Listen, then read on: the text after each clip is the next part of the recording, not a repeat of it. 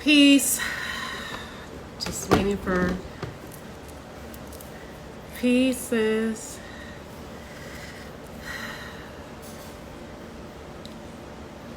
Hey everyone. Good afternoon. Hey Juju.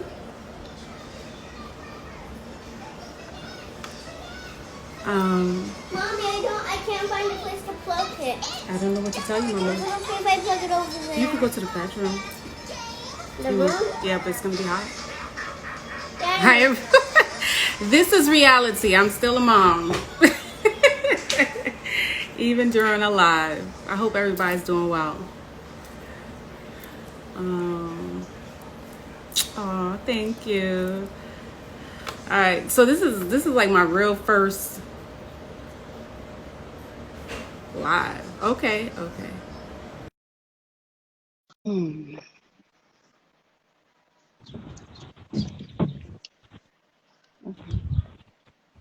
Okay. Yeah. Okay. Peace. I'm telling you, I'm really an analog girl that has to be forced to learn technology, everyone. Oh well, you better be ready. I know, right? The way the world is going. We ain't going backwards. I know. Peace, Saladin. How you doing? Excellent. It's 86 degrees out here, Uh, and it's nice and pleasant. okay. Yeah. Well, I'm I just, appreciate you having me on of too. course. I'm just letting it a couple more minutes so other people could come along on the live if they choose to. Okay. Yeah. So yeah. Excellent. Yeah. So what inspired you to do this dope Wait. dads campaign? Who's asking the questions here? I know, but I'm just saying though. I'm just saying that's just something I wanted to know. Okay, before we get started, the reason why I started Dope Moms Need Dope Moms was in the year of 2013, I found out that I was pregnant, Uh-huh. and in that journey, I realized like, wow, I culturally wasn't mothered into what it means to be a mother, and I technically didn't have my mother there to mother me through the process. Even though I have my physical mother still alive with me, I didn't have her physically there to mother me through the process. So that was um, what kind of inspired the Dope Moms Need Dope Moms, and seeing how other people from my community came who are mothers that mothered me along the way and even now. And then also it plays on the word of doula, which means mothering the mother. Ah. Yeah. So I was like, dope moms need dope moms because it's child rearing and in the, you know, the African community, the Black community, that's the goal. And I'm from the era where if I went to school late, the cross guard went to go tell my mother that I went to school late before the school called so I'm part of that community. So basically that's what it is. Dope moms need dope Yeah. moms. And I never want to forget the element of fathers too. So that's why I wanted to do this and kind of like bring some reality to some Black men that are doing amazing things. So, Saladin, tell us a little about yourself. Well, I'm a Capricorn. I like long walks in the park. I read 15th century Italian poetry, and I'm single. Okay. No, Okay. I'm just messing with you. Um, I'm a father first and foremost. Mm-hmm. I'm also an educator, an author, and not just an activist, but I say an artivist because I'm also creative and I strive to use poetry or my writings or the music that I create or the animation that I create as a form of activism in order to inspire minds, especially youth, in order to help set them on the proper trajectory so that they could be the type of adults that we would like to see inherit in this world. Mm-hmm. So that's kind of the short of it, but I'm sorry. that's a I little am so about sorry, me. Hector. Again, like I mentioned earlier before you came in, I'm still a mom. That's all good. Yeah. Okay. Okay. Yeah. Sorry about that. Anyways, how old are your children? Okay, so my two eldest queens that I have, one is 25, Mm-hmm. and then my other one, I know I don't look it, y'all, but I told you I was gonna be ignorant today, didn't I? Go ahead, Saladin. Yeah. Okay. So my eldest, Asia, she's 25. She graduated from Howard University, Woo-hoo. and she went and got her master's degree. Mm. Um, and she's a forensic psychologist. Okay. So that's what she does. My middle daughter, Aziza, she also graduated from Howard. Woo-hoo. And she got accepted to the University of Maryland for a full paid program for her to earn her doctorate degree. Wow. So she graduated from Howard as a chemist, and she's going to get her doctor's degree in pharmaceutical science. Wow. Wow. That's So amazing. my eldest queens, like they're amazing. Okay. You know, my eldest Asia, she studied in Jerusalem, in that area. She studied like the conflict between the Palestinians and the Israelis. So she stayed there for a little time to study that and how it actually affects children in that environment. And then my middle daughter, Aziza, she stayed in South Africa for a month. Oh, wow. Studying the Ebola virus. Right. So, and then I have my youngest, Anusha. She's going to be 2 years old in November. Mm-hmm. And she is something else as well. Okay. So it's in the genes. Oh yeah, I mean, their mother was smart enough to choose me. You know, Mm-hmm. but I'm thankful to be blessed to have young queens, to have daughters. Okay. You know what I'm saying? Mm-hmm. And one of the things that being a father that I thought about before I had children is I had some anxiety, like, oh my goodness, what I'm going to show them, what I'm going to teach them. But I realized that, wow, they're a step ahead of me in terms of their growth and development. And there's a lot of things that they were already able to understand and actualize in their process that took me years to be able to figure out. Right. So even though I have a parent-child dynamic, I'm also a coach. I also give them advice and guidance in that kind of way. And they're much more evolved than I ever was at that age. Right. And I'm thankful for that, you know, because I'm learning a lot from them at the same time. Right. So I think that's a good way to segue into the next question, which is, when were you introduced to fatherhood? Through my father. Through your father. Okay. Yeah. And my father is amazing. Like, he set the foundation and a template for me. I mean, I could talk on and on and on about the various different just principles in life that he shared with me. One of the things that he showed me is that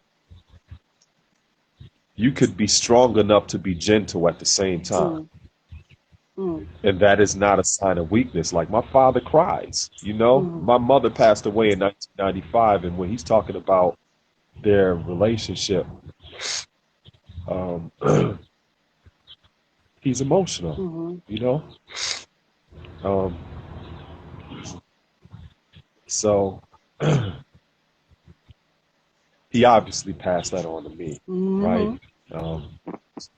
But another thing is he always stressed the importance of communication. So every night, I have 6 other siblings, and I have twin brothers who are closest in age. Every night before we went to bed, we would have to give our father a handshake and tell him that we loved him. That was a standard in my household. Right. You know, he also collected African artifacts and taught us a lot about our classical and ancient ancestry. So we didn't grow up with the mindset of thinking that our story began in slavery. Right. We had a totally different perspective culturally because of the way he laid that type of foundation. I also have Tuscarora ancestry, so we spent a lot of time on the Tuscarora reservation learning about those customs and cultural contributions to our people as well. He also stressed the importance of making sure you have a job, a business, and a hustle on the side. And when I say hustle, I'm talking about legal hustle. So by trade, he's a painter. So he worked with our city for many years, and he retired as a painter for the city. But during the summertime, he would set up projects painting homes, at least 2 homes a year during the summertime. And he would employ us as his children to actually work. Not only employ us, but he would employ our peers as well to be able to work. And I'm talking about, I'm 12 years old getting $5 an hour painting homes in the summertime. So he was a father also to the fatherless. And he set that foundation.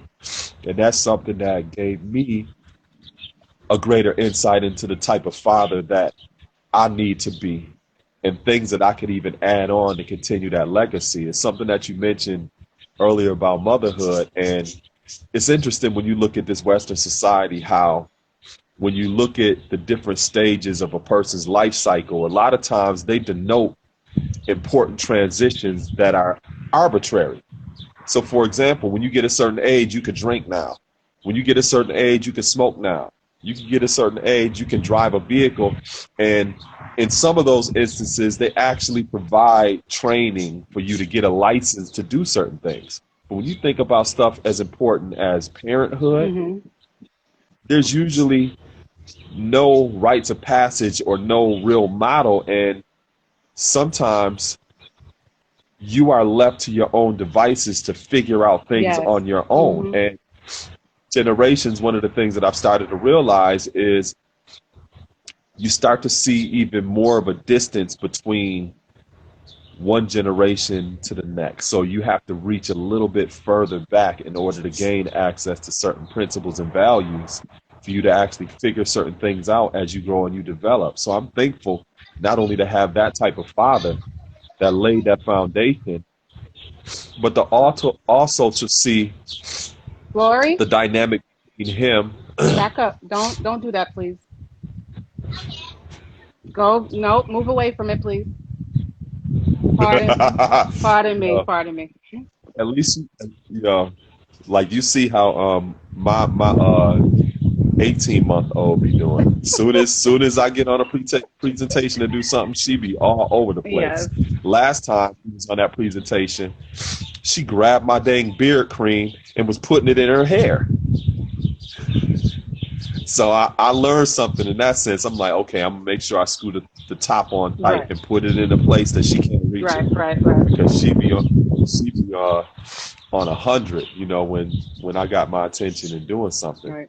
But going back to what I was saying, I'm thankful to have that type of father that showed me not only that it's okay to be strong enough to be gentle, but also different elements of fatherhood and of manhood that I didn't have to go look around to strive to put things together and figure things out for myself. And then also I learned the dynamic between him and my mother, you know, how to relate. You know, one of the things that I definitely learned is my mother, she's a social psychologist, right? So being a Black woman, once you have access to other different resources or things that can amplify who you already are as a Black woman, that's like putting nitrogen in a Lamborghini. You already fast, but when you add that to it, so my mother was super swift. She was like the Oracle on the Matrix with Richard Pryor's sense of humor. So she was so sharp that I also had the opportunity to see how my father interacts with that level of sharpness. Right? Because one of the things, even amongst peers that I see that are my age, and then younger brothers or older brothers, you really get a chance to see the type of family dynamics that they had by how they treat their own peers or their female counterparts or their brothers. Right. Because their household really set that type of foundation, you know? So I learned a lot in terms of my responsibility and perspective as a man and as a father, and then also how to interact with a female counterpart. Mm-hmm. And I've seen that through my parents. You know, some things I agree with as you know, as I am right now, but other things I'm like, nah.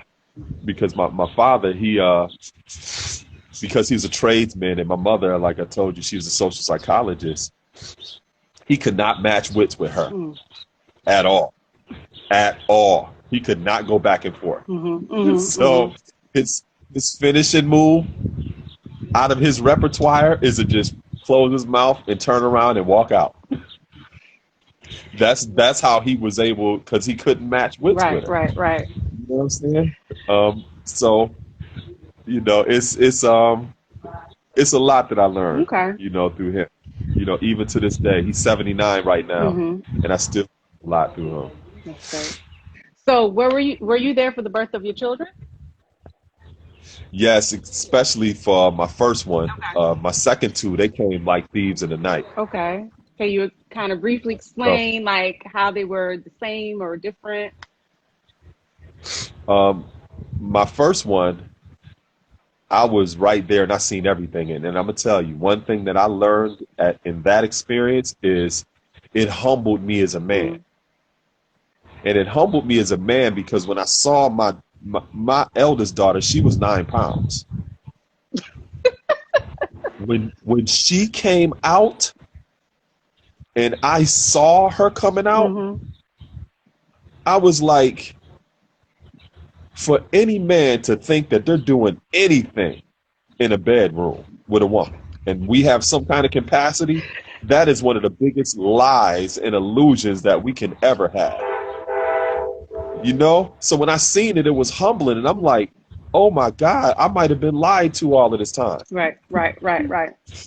So I realized that you can only do ultimately what a woman actually allows you to do. You know what I'm saying? And when my eldest was first born, she obviously heard my voice outside of the womb and everything, but the first word that I whispered in her ear when she was born is queen. And that has been a consistent theme that I've consistently reinforced their entire lives, right? My second queen, Aziza, I came after she was born because, like I said, she came as like a thief in the night, right? And she was born, some people may be familiar with the idea of she was born with a veil. Okay. So that is how she's been her entire life. You know, she's always been, she's always had a presence about her that she's been here before. Right. And there's something familiar about being on this physical plane, right? My youngest queen, Anusha, she also came running. So what was unique about her birth is my first two queens were born in a hospital setting. And I told myself that my next children, I wanted them to be born at home. I wanted it to be a home birth. I wanted to be in a place that was much more comfortable, Right. that is our own, right? So she's born that way. I actually was able to, one of my sisters is a doula. So I hired her so that she could be a part of the process. We also had a midwife, but she wasn't a black midwife, which I wish that, you know, we had, but she was still really good at what it is that she did. But, you know, there is really a huge disparity in black midwives, right? So we made sure that that was a process, and it was much more of a natural entrance for her into this world.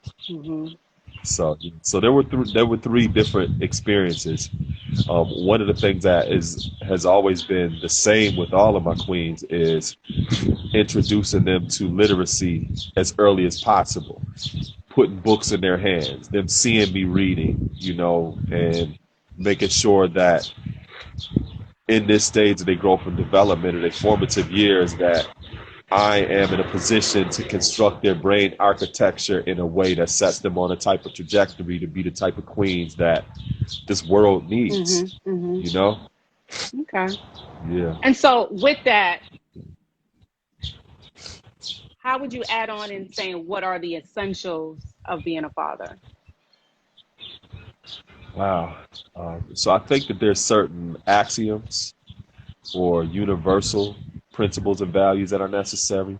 And one thing is, like I mentioned, that I learned through my father is that you have to be strong enough to be gentle. You know what I'm saying?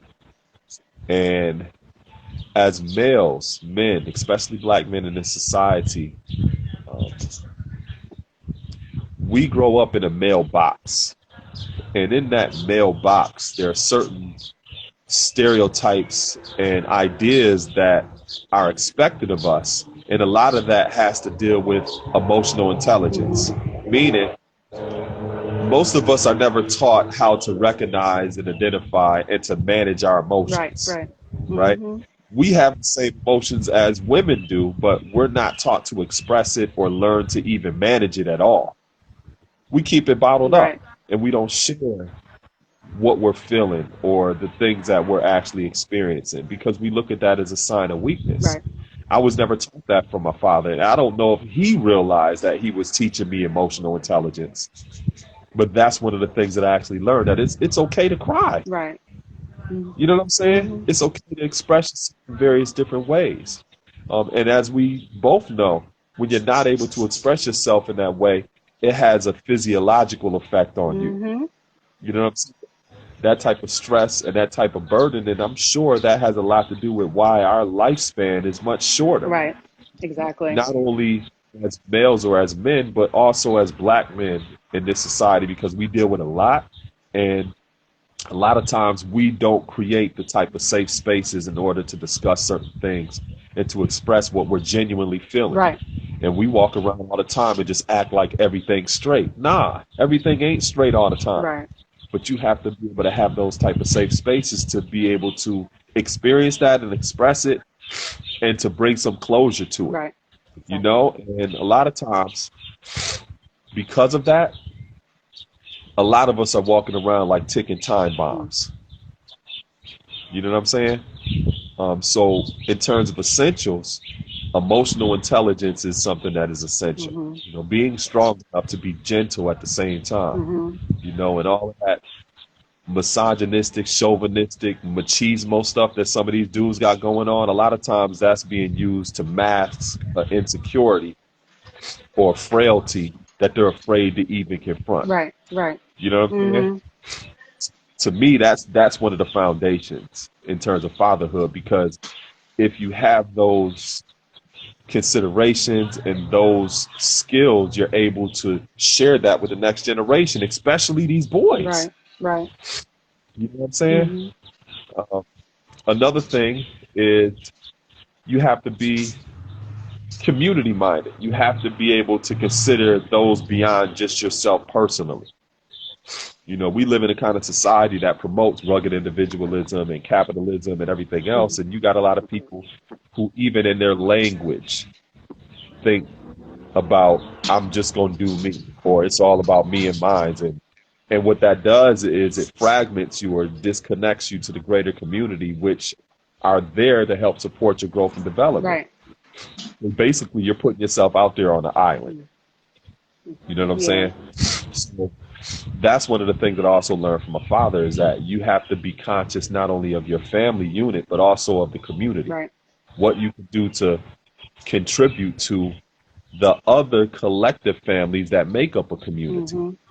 Right? So a family is just really the seminal unit of a community, and you have to be instrumental in making sure that you are in a position to also be a father to the fatherless. That it's not just about you and yours, but you have to think about others, because your children are going to have peers. What you going to do? Act like you ain't going to teach them too? Nah, you should be a guide to them as well. And think about the importance of being in that responsible position. You know? So those are two primary things that I think are important. And as individuals, everybody's going to have their own unique set of challenges when it comes to being able to do what is necessary to be an actual father. Right. Right. And for example, my two eldest queens, when they were adolescents, their mother moved out of state. So she moved to an area that's right outside of Pennsylvania. That put a lot of stress on our ability to co-parent, right? Mm-hmm. But at no time did I ever use that as an excuse that this is why I don't have the relationship that I should have with my children. Amen. Hell no. Amen. No, I never did nothing like that. And some people may think this is crazy, but if your children live 6 hours away, if your relationship is important to them, you should be willing to drive 6 hours just to spend 2 hours with them.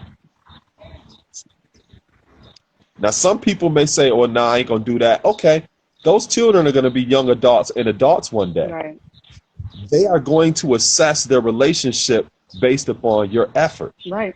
And if you're not putting forth any effort or any time, there is no way to justify or to explain that. Or even their value as they grow up. They might put value upon who they are on the amount of time or effort you put in the relationship with your children. Exactly. Mm-hmm. Exactly. And think that that is what they should be looking for in a companion. Right. You know? Mm-hmm. So that put a lot of stress on the relationship, but I made sure that I did everything and all within my power to maintain that relationship under those difficult circumstances. Right. You know? Mm-hmm. And to this day, my queens and I, we have a beautiful relationship. You know what I'm saying? But I had to make sure that my effort and my investment in them and our relationship was of the highest value and of importance. Right. You know? So one of the things that I was telling the brothers is, because they were sitting there complaining like, yeah, she's doing this and she's doing that. And I said, you know, there's a fine line between alienation and neglect. It's a fine line. Mm-hmm. And it is really your effort that's going to determine that difference between whether it is alienation and whether it is neglect. And you don't ever want your children to grow up and question your effort, which is ultimately questioning your value and importance, which consequently makes them question their value and importance. Exactly. You never want that to be questionable, you know, and I made sure that that was never questionable with my queens, even though it was challenging when their mother moved into another area, you know? Mm-hmm. Okay. So what words would you say of encouragement of like, how can you, as a Black man, how can you maximize your singleness? Because in this era and the era before us, it's always like, do whatever you got to do, have as much women as you want, sleep as many, you know, like, it doesn't matter, you have a whole bunch of kids. So what would you say different from that? Like, in your singleness, how can you to the Black man, how can you maximize your singleness? Number one, not be out here having a bunch of sex, because that does not make you a man or masculine. And some guys are out here doing it. Right. Because they're insecure about their manhood or their masculinity. And sometimes it's because at a young age, they may have had some experiences that they're not going to tell nobody about, if you know what I'm talking about. They may have had some experiences that they're going to carry to the grave with them. And since they had those experiences, it makes them question their manhood or masculinity. Right. So in order for them to feel better about themselves, they may go on this hunt, because that's exactly what they're doing, to get as many women as possible because they think that it'll help them feel better about their manhood and their masculinity, you know? So that's one thing. Not to be out here, especially if you ain't got nothing to offer nobody, but some sex. Don't be out here trying to, you know, because now you're putting yourself in a situation where there's going to be a level of expectancy on other different things. And some of our brothers out here can't even have a conversation. Right. No? But then on the flip side, some women are accepting that. all they may want is some sex, Mm-hmm. and they don't really care if dudes to have a logical conversation with them. You know what I'm saying? Right. But that's one thing. As a male or as a man, we have to invest in ourselves to the point where we have a sense of wholeness, so that when we meet somebody, we're not looking for a half. Because if you're looking for a half, that means you're half. And you want somebody to make you whole. Right. So you end up meeting a male content, somebody that regardless of what you do or how much time or energy you put into something, nothing can satisfy them. You're going to end up running on that hamster wheel like Forrest Gump for the rest of your life. Exactly. So you don't want to take on something like that and trying to fill some hole that can't be filled from somebody, because you stepping into a situation because you're half of a person too. Right. So we have to really invest in ourselves, and that has nothing to do with going out here trying to get women. We have to invest in being in a position of empowerment so that we can take care of ourselves. You know, do you know how to cook for yourself? Mm-hmm. Do you know how to pay bills? Do you have a bank account? Are you working on your credit? Are you striving to involve in purchasing property so that you are not relying on others? You know, all of those things are important to be in a position where you can actually add on and contribute to the life of another human being. Because if you're not in a position to do that, you can only be a liability. And a lot of times there's too many people who are getting together just to lick each other's wounds. Say that again. They're not coming together. I said a lot of people is coming together just to lick each other's wounds. You know, they're not coming together to build no legacy or to add on one another, because a lot of people don't have nothing to bring to the table. Right. And if all you could bring to the table is a phallus, you need to reassess who you actually are as a male and as a man. Right. You know what I'm saying? And again, a lot of us are being encouraged to think this way because of this male box that we've been assigned when we came into this society. Mm-hmm. You know what I'm saying? So we really have to work extra hard on being able to be whole within ourselves before we're putting ourselves in a position where we striving to have some conversations with somebody. Right. You know what I mean? So to me, that's what really means maximizing your singleness. And it don't have nothing to do with you out here trying to get somebody. Right. You know, work on ourselves first and foremost. And then align with other brothers who are working on themselves as well. You got to have a strong network of brothers that have that same type of mindset. So, for example, what I'm talking about right now, that's the mindset of the brothers that I roll with. We don't got no slouches around us. Exactly. If it's slouches, we speak from a distance or whatever. But if they want to come and have conversations, I'm going to check them about certain things. Exactly. And I'm not saying that I'm with a checklist, like writing stuff off. No, it's accountability. Yeah, with I'm love. going to find a way. Yes, absolutely. But my brothers that I roll with, we ain't slouches. Right. We not out here neglecting our children and trying to make excuses of why we not doing this and doing that. Nah. And not paying child support and all this other stuff. And no, those is not the type of I roll with. Right. You know what I mean? So you got to have that type of network as well to help reinforce these type of principles of manhood and fatherhood that we want to see in the next generation. Exactly. Sorry for the noise. Something's being installed into my apartment, so I apologize right now. So what is the vision that you have for your family? What do you envision, and how do you define legacy for yourself and for your family? Well, because I'm co-parenting, a part of that vision is to be in a place where I actually have the type of relationship that is contributing to the legacy that I've already started. So I'm not going into a situation like, I'm thinking about this and I'm wondering about this and I hope to do this in the future. Heck no, I'm already invested in the legacy. You know, so as an author, I've published 19 books. 5 of those books are in the British Library right now in a special archive. So as an author, my words will still be here when I'm gone.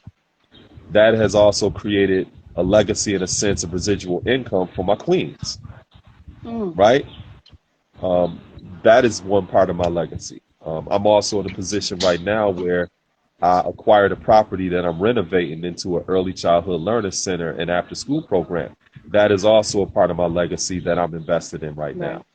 So I have things to bring to the table. So in terms of a partnership, I'm only interested in invested in a woman that can bring something to the table so that we can share in this legacy that I've already been invested in. So I'm not coming to nobody talking about, hey, these are my ideas and this is what I hope to do one day, because one day's not a date on a calendar. Right. I'm Exactly. sorry. Exactly. That's, that can happen anytime. And, as long as we have a mindset like that, there's no sense of expectancy or ambition or urgency to be able to get Right. that done. Right. You know what I'm saying? And And if you set a date on a calendar and you don't meet that objective, set another date. right. Exactly. Don't beat yourself up. Be gentle with yourself, but at least keep moving forward. Keep progressing towards that goal.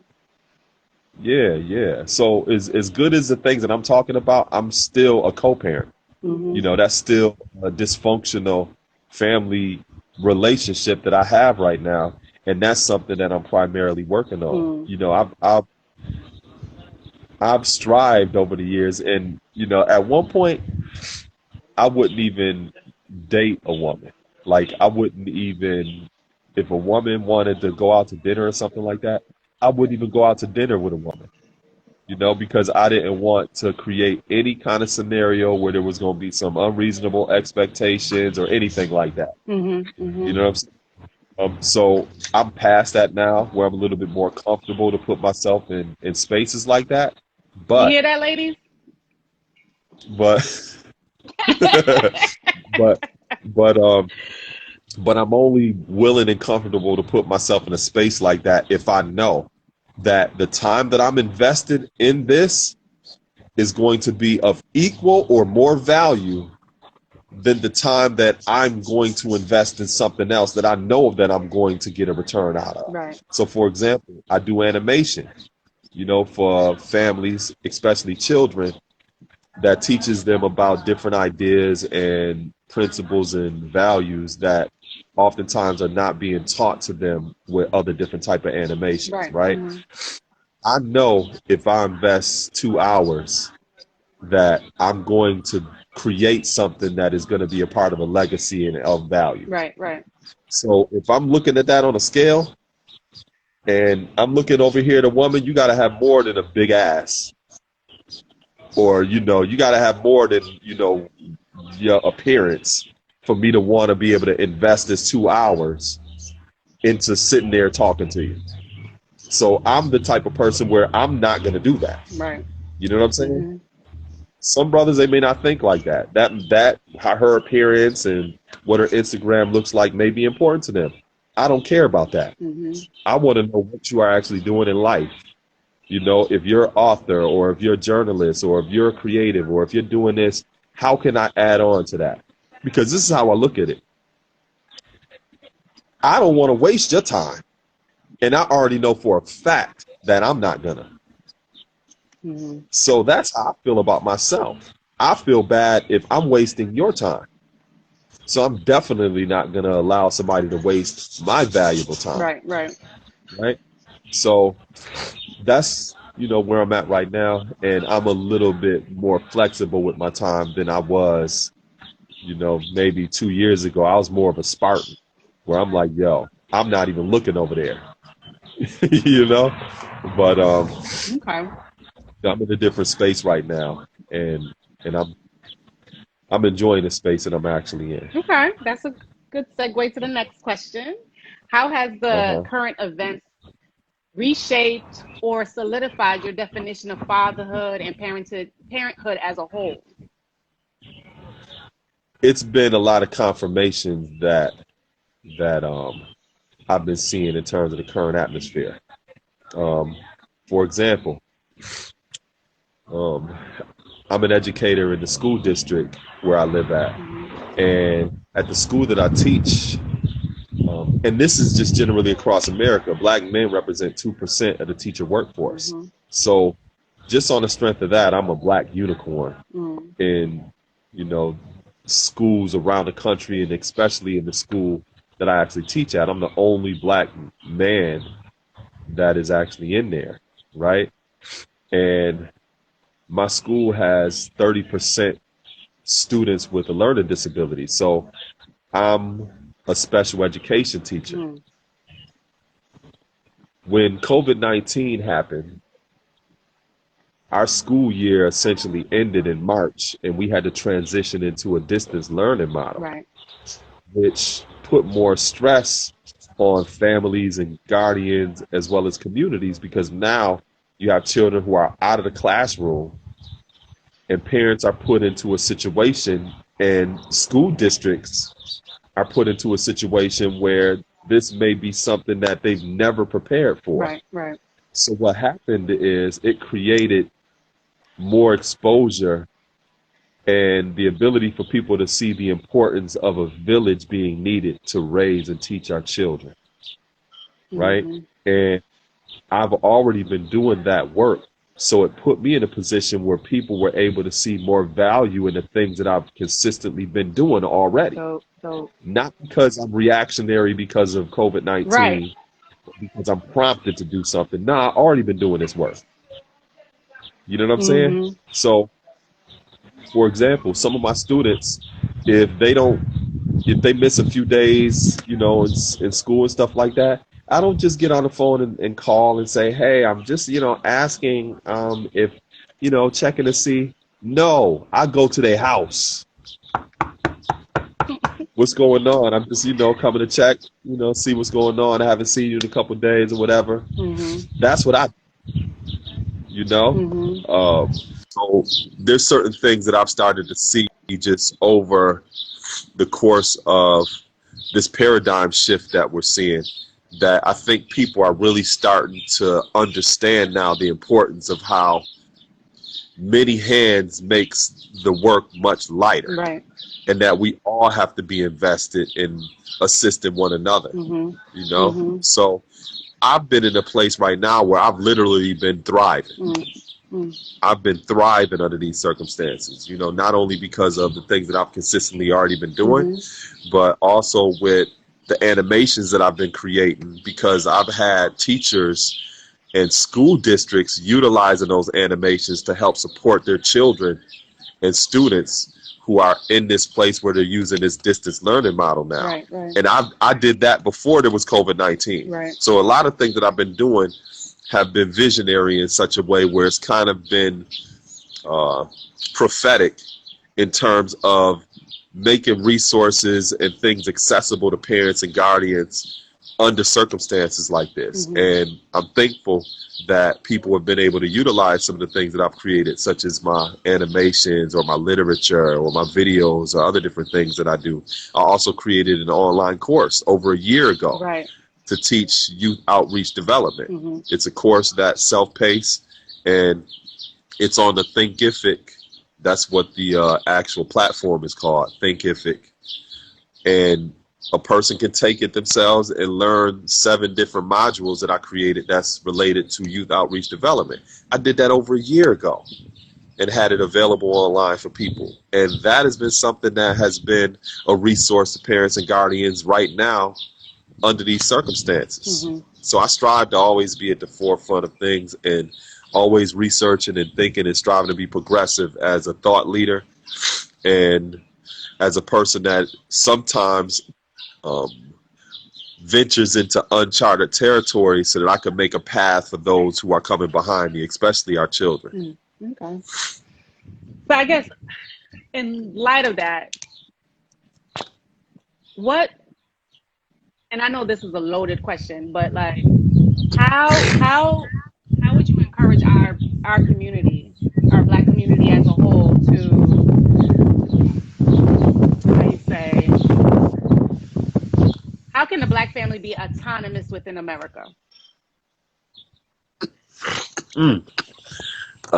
So when you say autonomous, Meaning like being able to exist in a world, being able to exist in a world that never had intentions of us being here only for economical gain and not seeing us as humans, but us putting our value back within ourselves to be able to exist in the world like that.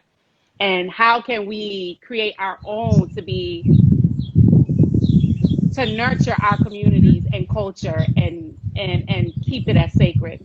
Mommy, can I watch one? Oh, that's an excellent question. Okay. Smokey Robinson had a song, and the lyrics go, if you can want, you can need. If you can need, you can care. If you can care, you can love. So I think there's a disconnect a lot of times amongst our people between true love and commitment and unity with one another and their wants, our wants. So in that process, I think in order for us to be in a space of autonomy and really believing and trusting in one another is that we have to develop relationships and see that the highest value lies in our relationships with one another. And that's difficult because we live in a Western society where relationships are not of the highest value. You know, objects are. Materialism is. Individuality is. That's of the highest value in this society. So anywhere you look around, you look on your phone, you look on television. These are the type of values that are constantly being reinforced in terms of our ideas of who we are and how we need to operate as a unit. And because of that, a lot of times we don't see homes. And sometimes we don't even see a house where people live at. We see four walls and a roof and individuals just inside of it. You know, so it's not even a house, you know, and it's definitely not a home a lot of times. So my approach as an educator is to work with children and strive to share these kind of ideas and to be a part of constructing their brain architecture in a way where it sets them on a trajectory to be those type of parents that have that type of trust and confidence and love in one another. Because a lot of times people who have been living under this Western ideology for so many years, it's going to be much more difficult for them to set a different trajectory, because when you look at the lifespan, they may have already lived 45, 50 years of thinking as an individual. And it's not a high probability for them to redirect that thinking to start doing something different. And it's not to say that it's impossible. It's to say that it's less likely because they've already been conditioned for so many years to think and to operate a certain way. Right. So that is to say, people who are of our peer group or younger or a little older, it's important to strive to connect with like minds or people who already have that perspective, because they're already open to the idea of working with one another and reinforcing the idea that the highest value lies within our relationships with one another. In addition to that, we have to invest in our children so that they understand that this is the type of perspective that we need to have in order for us to not just survive, but to actually thrive as a family unit. Right. So it requires a lot of teaching, a lot of education. And in addition to that education, it also involves advocacy. And in terms of advocacy, that is expressed in many different ways, you know, in terms of your advocacy as a midwife. That's very valuable and important, because in that position, you're able to also teach others. And like you already know, there is a huge disparity between women of color in the midwife profession as opposed to women who are classified as white or Caucasian. So just by you being a midwife and a young girl just being able to see you in that position is inspiring, because like I said, you are also going along a path that is uncharted for many people, and you're creating a path for others to come behind you.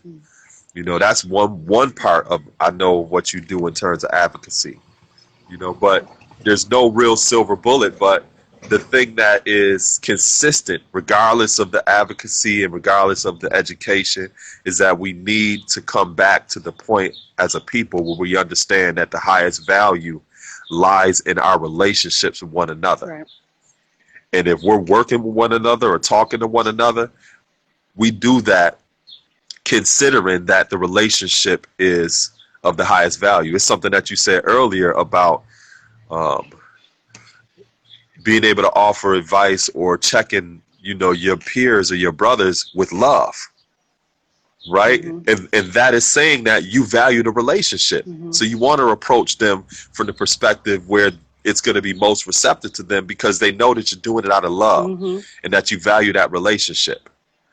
You know what I'm saying? Mm-hmm. So, and one thing I encourage people to do is to start where you are. Do what you can. Mm-hmm. If you're seeing that there's some challenges with having a better or healthier relationship with your children, strive to figure out ways that you could address that first and foremost. You don't got to go out here and strive to save the world.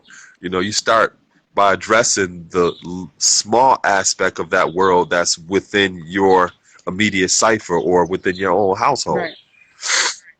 Okay. Mm-hmm. Woo. That's a lot of wisdom and knowledge. Ugh. Anyway, so before we close, I want you to take the time to talk about the work that you're doing currently.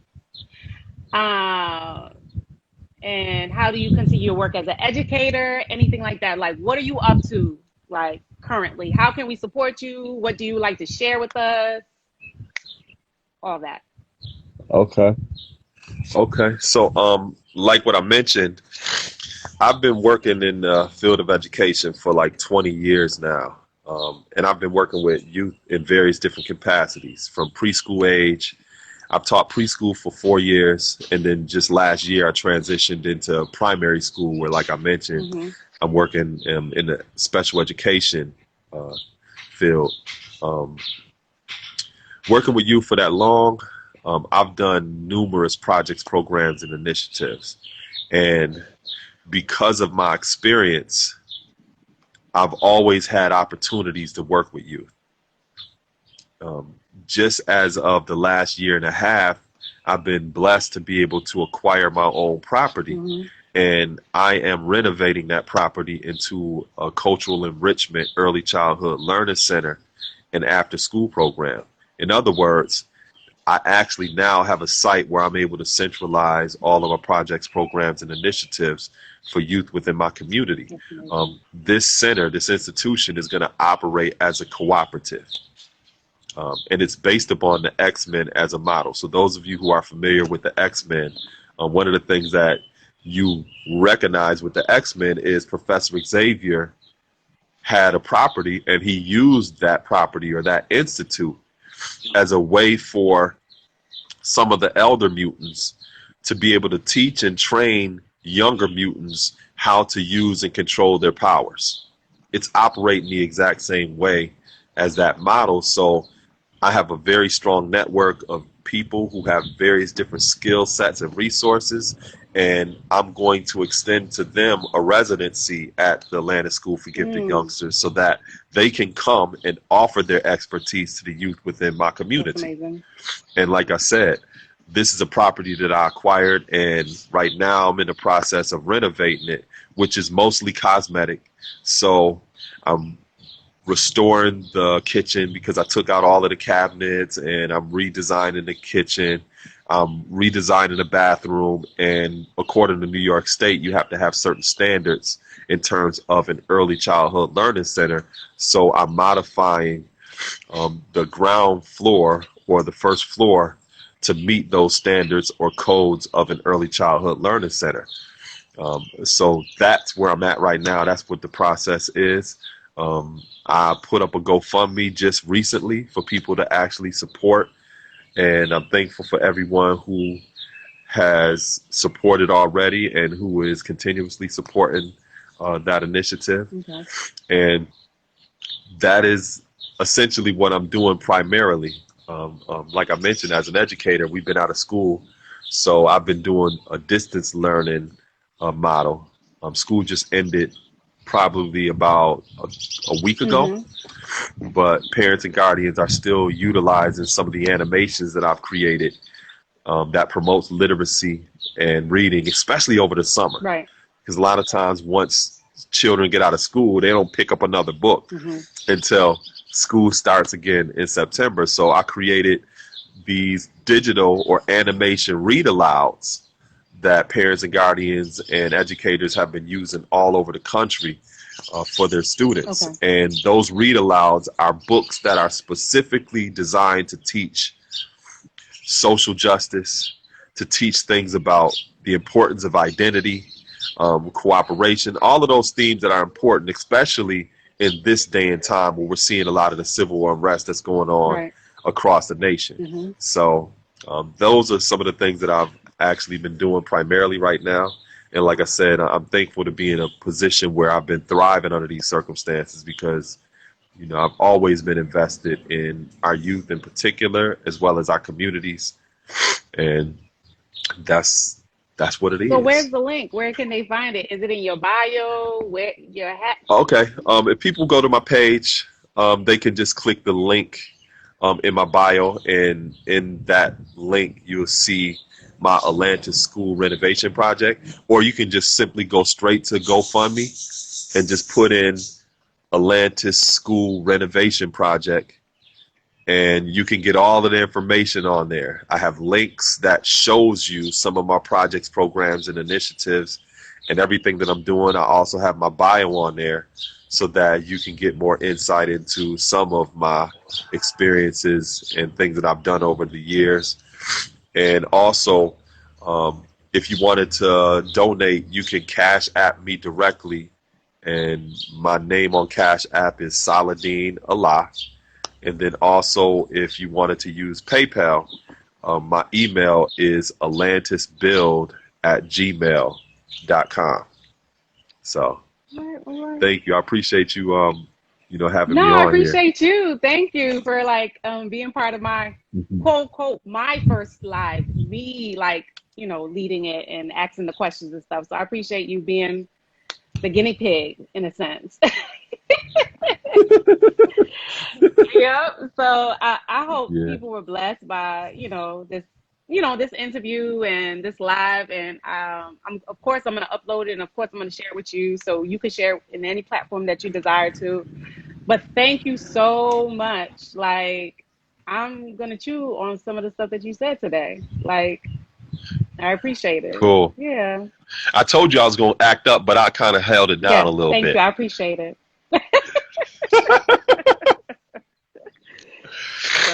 But yeah, again, everybody go to Atlantis Build on Instagram, support him in any way that you can, even if it's not monetary. Share his GoFundMe, share his page.